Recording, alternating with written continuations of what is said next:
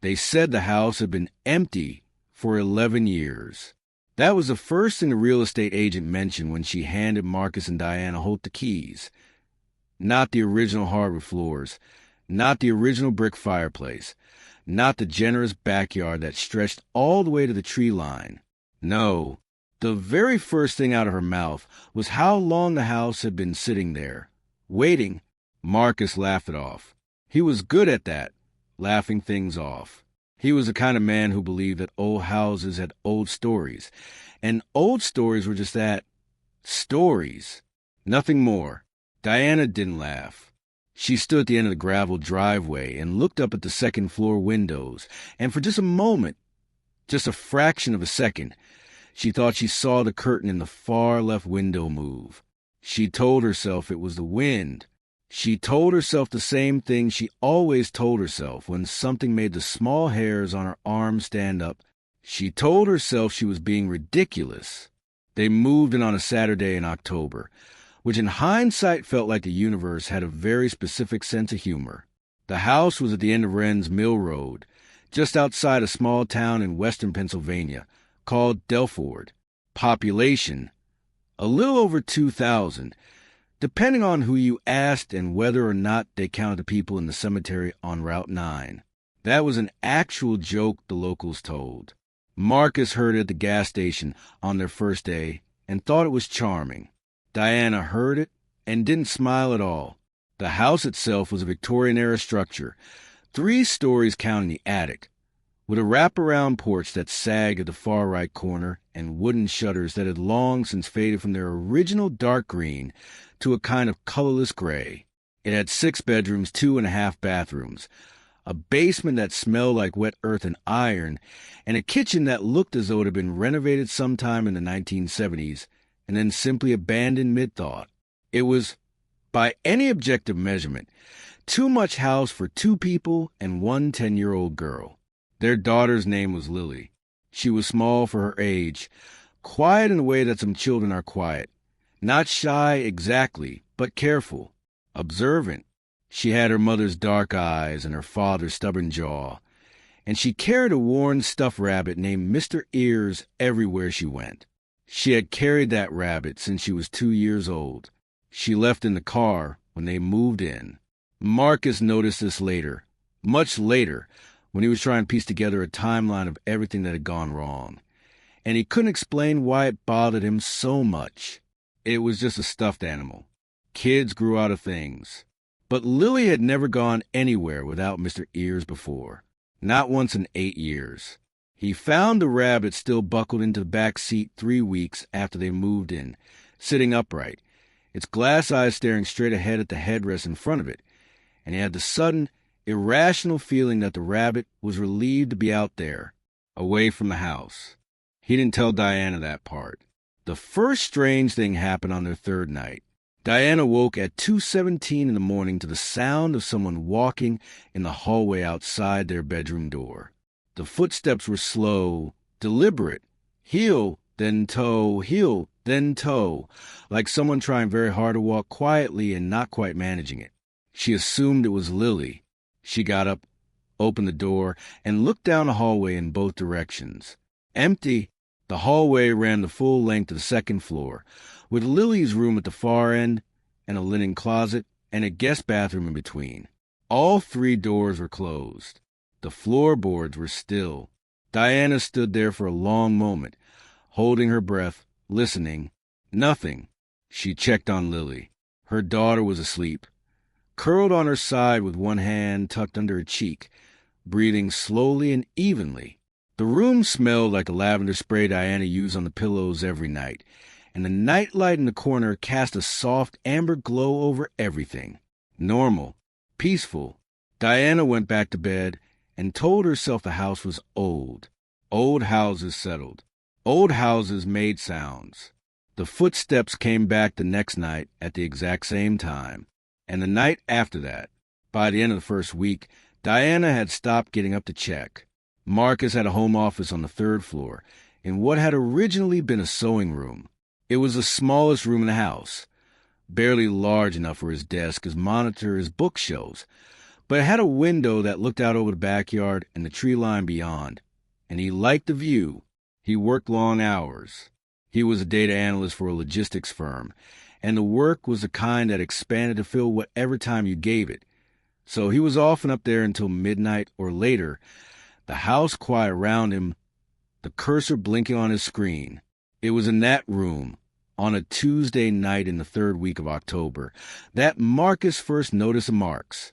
He had dropped a pen behind his desk and crouched down to retrieve it, and that was when he saw them. Small marks carved into the baseboard along the back wall, low to the ground, half hidden in shadow. He got his phone out and used a flashlight. Tally marks. Hundreds of them, grouped in sets of 5, carved carefully into the old wood, covering the entire length of the baseboard and wrapping around the corner. He counted as far as he could before his knees started to ache. He stopped somewhere around 350 and still hadn't reached the end. He told himself a previous owner must have done it. Kids did strange things. People did strange things in houses. There was probably a perfectly ordinary explanation. He put a bookshelf in front of that section of wall and didn't look at it again. But he thought about it. Late at night, when the cursor was blinking and the house was quiet and the footsteps started up in the hallway below him, he thought about it constantly. 350 marks. Carved at floor level, like someone crouching, like someone hiding, like someone counting the days until something happened, or counting the days since something had. Lily made a friend in the first week of school, which surprised both her parents, given how long it usually took her to warm up to people. The friend's name, according to Lily, was Mara. She was in Lily's class and lived nearby, and she was, in Lily's words, really good at listening. Diana asked if she could arrange a playdate. Lily said Mara didn't come to other people's houses. Diana asked why. Lily said Mara had told her it wasn't allowed. Diana emailed the teacher to ask about Mara. She wanted to introduce herself to the parents. She explained, since the girls seemed to be getting close. The teacher wrote back the same afternoon. There was no student named Mara in Lily's class. Diana stared at that email for a long time. Then she wrote back, asking if perhaps the teacher had made a mistake. If perhaps there was a student by that name in a different class that Lily might have encountered at lunch or on the playground. The teacher responded within minutes this time. She was quite sure, she said. She had been teaching at Delford Elementary for 14 years, and she knew every student in the building. There was no child named Mara enrolled at the school. Diana didn't tell Marcus. She didn't know why. It was the same instinct that stopped her from mentioning the curtain on moving day. The same quiet voice somewhere in the back of her mind that said, if you say it out loud, it becomes real. She did, however, start paying closer attention to Lily. What she noticed over following days was difficult to describe precisely. Lily seemed fine on the surface. She ate her meals, did her homework, went to bed at the right times. But there was something slightly off in the way she moved through the house, a new kind of attentiveness, almost territorial, like she was always listening for something just outside the range of adult hearing. And she talked to herself. Not constantly, not in a way that would alarm a stranger, but Diana would pass Lily's room in the evening and hear her daughter's low voice carry on a quiet, one-sided conversation. And when she opened the door, Lily would fall silent immediately and look up with those dark, careful eyes and smile, and everything would seem perfectly fine. Once, Diana stood outside the door for almost a full minute before opening it. The voice on the other side continued the whole time. It was definitely Lily's voice, but the tone was wrong. It was too calm, too measured, like someone reciting something they had memorized long ago. Diana opened the door. Lily was sitting cross-legged on her bed, with a drawing pad open in her lap. She looked up and smiled. "Hi, Mom." "Who were you talking to, sweetheart?" A small pause. "Myself." Diana looked around the room. It was exactly as it always was. The nightlight, the lavender spray, The books arranged by color on a low shelf. Nothing out of place. Nobody there. "Okay," Diana said. She closed the door and stood in the hallway with her back against the wall, and her heart beating very fast for no reason she could name. The drawing pad was where she found the next piece. It was a Sunday morning, Lily at the kitchen table eating cereal, Marcus in the shower. Diana was making coffee, and the drawing pad was sitting on the counter, where Lily had left it the night before. Diana opened it without really thinking, the way you flip through things when you're waiting for the kettle to boil. The first several pages were normal. Flowers, a horse, a lopsided cat, a picture that was clearly supposed to be their old apartment back in Pittsburgh. Standard 10-year-old work. Then the drawings changed. The house appeared first. Their house, unmistakable, right down to the sagging corner of the porch. Lily had drawn it in heavy pencil. The lines pressed hard into the paper, and in the upstairs windows she had drawn small dark circles. Watching eyes. Every window had them. Diana turned the page. The next drawing was of a hallway. The perspective was low, as if the artist were lying on the floor, looking up the corridor. At the far end of the hallway was a figure. Tall, narrow, arms too long, head slightly tilted, standing completely still. Diana turned the page again. This one was different from the others. This one had been done in red crayon, pressed so hard in some places that the paper had nearly torn through. It showed the inside of a room Diana didn't recognize. The walls were covered floor to ceiling in marks, tally marks, and in the center of the room, sitting with her knees pulled to her chest, was a small figure with dark hair. She was smiling. Diana closed the drawing pad. Her hands were perfectly steady, which surprised her. She put the pad back on the counter, exactly where she had found it, poured her coffee, and stood at the kitchen window, looking out at the backyard. The tree line at the back of the property was thick and dark even in daylight. The trees old and closely grown, their branches tangled together overhead so that the light barely reached the ground beneath them. At the edge of the tree line, exactly where the yard met the shadows, something was standing. Diana set down her coffee. It was difficult to see clearly from this distance. It was tall, very tall, and its shape was wrong in a way she couldn't immediately identify. The proportions were off. The arms hung too low. The head was tilted at an angle that made her throat tighten. Then Lily came into the kitchen, dragging her feet and asking if there was any orange juice, and Diana looked away from the window for just a second. When she looked back, the tree line was empty. That afternoon, Marcus drove into town to pick up groceries, and Diana sat Lily down at the kitchen table to talk. She kept it calm. She kept it light. She asked about Mara. Lily listened to her mother explain what the teacher had said, and her expression went through something Diana had never seen before on her daughter's face. Not surprise, not confusion, but something much more careful than either of those things. Something almost like pity. "The teacher doesn't know about Mara," Lily said simply. "Why not, baby?" "Because Mara doesn't go to our school." Lily picked at the edge of the table. "She lives here." Diana kept her voice very even. "She lives in Delford?" "She lives here," Lily said again. "In the house." A long silence. "Lily." Diana reached across the table and took her daughter's hands. "How long has Mara been living in this house?" Lily looked up. Her dark eyes were perfectly clear, perfectly calm. She says, "Always." Marcus didn't take it well. He took it the way men like Marcus took everything that didn't fit neatly into a rational category. He got louder, and then he went quiet. And then he said they would call a doctor, they would talk to a therapist. This was something children did when they moved. They invented companions. It was normal. Lily was fine. Everything was fine. He said all of this with a particular urgency of someone trying very hard to outrun what they were actually feeling. Diana let him talk. She had already made her decision. She went to the town library the next morning while Lily was at school and Marcus was on a call. The librarian was an older woman with small, careful hands and the expression of someone who had learned long ago that the things people came looking for in libraries were not always the things they admitted to looking for. She pointed Diana to the local history section without being asked.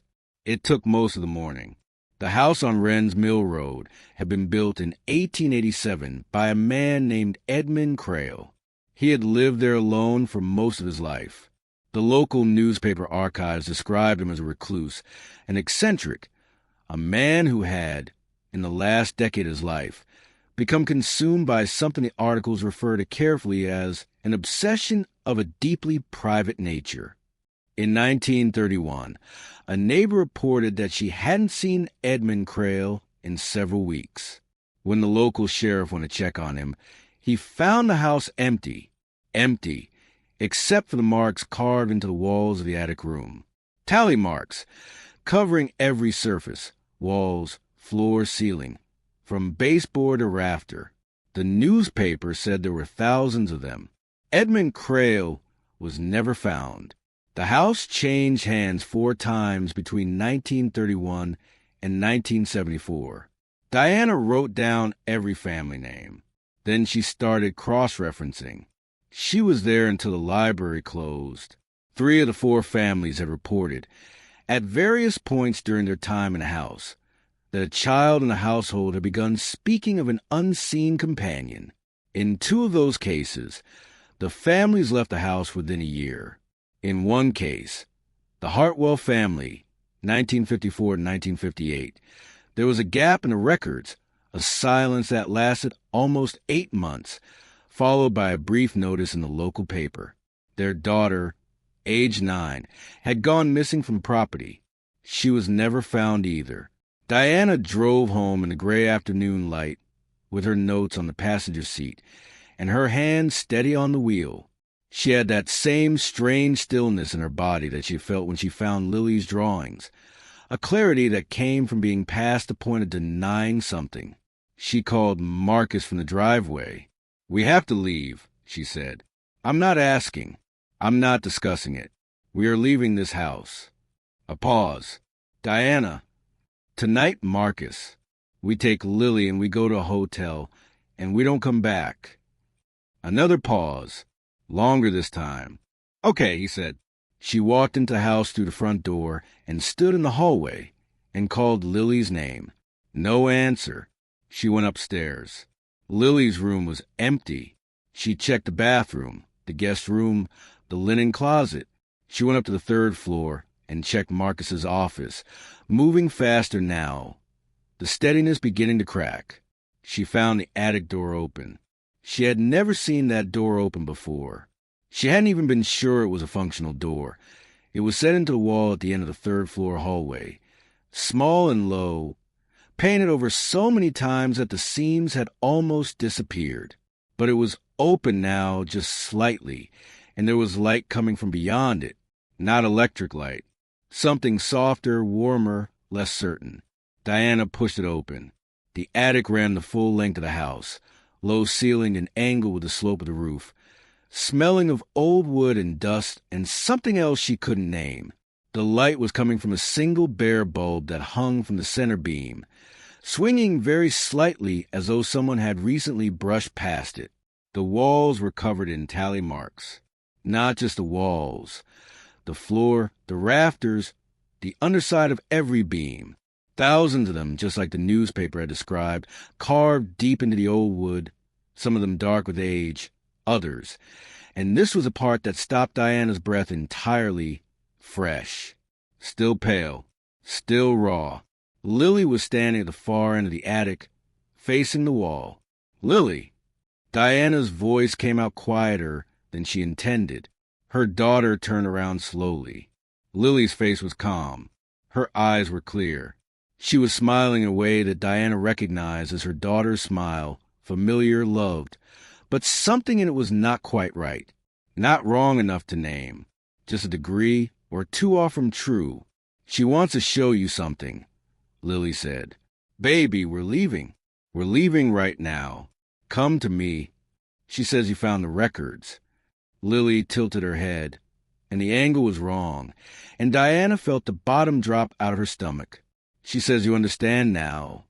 Lily, come here. Now. A long, long moment.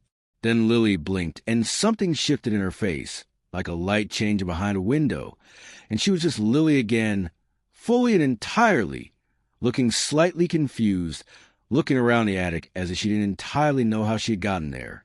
Mom. Her voice was small and uncertain. I don't know why I came up here. Diana crossed the attic in 4 steps and put her arms around her daughter and held on. Behind her, the bare bulb swung. Somewhere in the walls, inside the walls, between the old beams and the plaster, something moved. A slow, deliberate shifting. A sound like footsteps, but horizontal, traversing the full length of the attic wall, from left to right, unhurried, as though whatever was making the sound had been doing so for a very long time, as though it was simply reminding her it was there. Diana walked her daughter out of the attic, down 3 flights of stairs, and out the front door without stopping, without looking back, without letting go of Lily's hand for a single second. Marcus met them in the driveway. He had a bag over his shoulder. He had already started packing when she called. She realized. He had believed her. They drove to a motel 40 minutes away, a clean, bright, aggressively ordinary place with fluorescent lights and a vending machine that hummed too loudly in the hallway. Diana had never been so grateful for fluorescent light in her life. They didn't go back. The real estate agent called twice. Diana didn't answer. A neighbor they had barely met left a voicemail asking if everything was all right. Marcus called her back and said there had been a family emergency. They were relocating. Thank you for your concern. It was, in a manner of speaking, the truth. 3 months later, in their new apartment in a different city, Diana woke at 2:17 in the morning. She lay still for a moment, staring at the ceiling, her heart pounding for no reason. Beside her, Marcus was asleep. Down the hall, she could hear Lily breathing softly through the baby monitor they had started using again, a habit Diana told herself they would break eventually. She lay there and listened. The apartment was quiet. No footsteps. No movement in the walls. Outside, a car passed on the street below, and then it was quiet again. She was about to close her eyes when she heard it.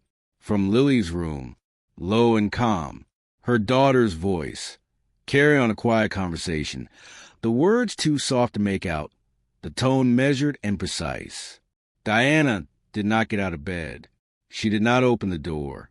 She lay very still in the dark with her husband sleeping beside her and her daughter's voice murmuring from down the hall, and she told herself what she had always told herself. She was being ridiculous. She was being ridiculous. She was being ridiculous. She kept saying it over and over, a quiet internal rhythm, until the words stopped meaning anything at all. And from inside the walls of the new apartment, the brand new, clean, ordinary apartment, something knocked once, gently, almost politely, as though it had simply been waiting for her to stop pretending. Nobody heard from the Holt family after February. The apartment was listed as vacant the following spring. The new tenants were told a great deal. It had been empty for almost a year. If you have a strange experience or a story you can't explain, leave it in the comments below. And if you enjoyed this story, make sure to like the video and subscribe to the channel. There are many more stories waiting to be told. Until the next video, stay safe.